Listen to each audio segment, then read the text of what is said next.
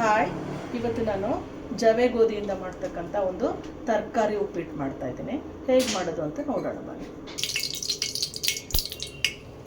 ಒಂದು 50 ml ಅಷ್ಟು oil ಹಾಕ್ಕೊಳ್ತಾ ಇದ್ದೀನಿ. ಹಾಕ್ತೀನಿ. ಇದಾದಮೇಲೆ ಸ್ವಲ್ಪ ಸಾಸಿವೆ,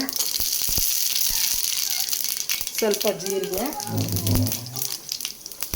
ಒಂದು ಸ್ವಲ್ಪ ಉದ್ದಿನಬೇಳೆ ಮತ್ತು ಕಡಲೆಬೇಳೆ,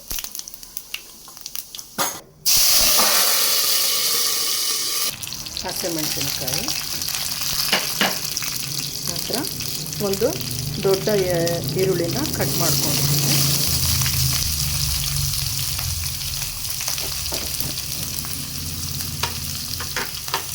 ಒಂದು ಅರ್ಧ ಕ್ಯಾರೆಟ್, ಸ್ವಲ್ಪ ಬ್ರೊಕೋಲಿಯದು ದಂಟು,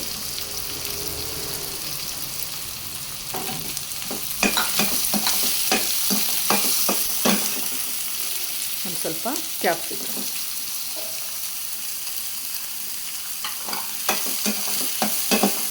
ಈಗ ಒಂದು ಅರ್ಧ ಟೀ ಸ್ಪೂನಷ್ಟು ಉಪ್ಪು ಹಾಕ್ಕೊಳ್ತಾ ಇದ್ದೀನಿ.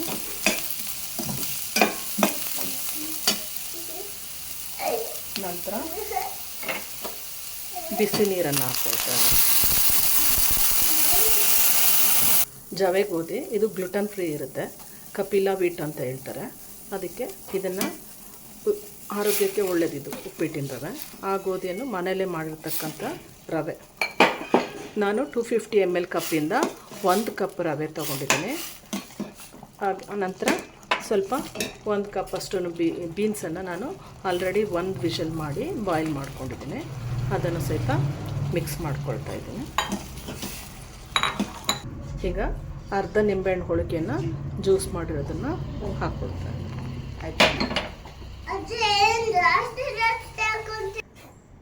ಈಗ ಜವೆ ಗೋಧಿಯಿಂದ ಮಾಡಿರ್ತಕ್ಕಂಥ ತರಕಾರಿ ಉಪ್ಪಿಟ್ಟು ರೆಡಿ ಆಗಿದೆ. ನೀವು ಮನೇಲಿ ಒಮ್ಮೆ ಇದೇ ಥರ ಮಾಡಿ ಟೇಸ್ಟ್ ಮಾಡಿ ನೋಡಿ, ಲೈಕ್ ಮಾಡಿ, ಶೇರ್ ಮಾಡಿ. Bye bye. Thank you.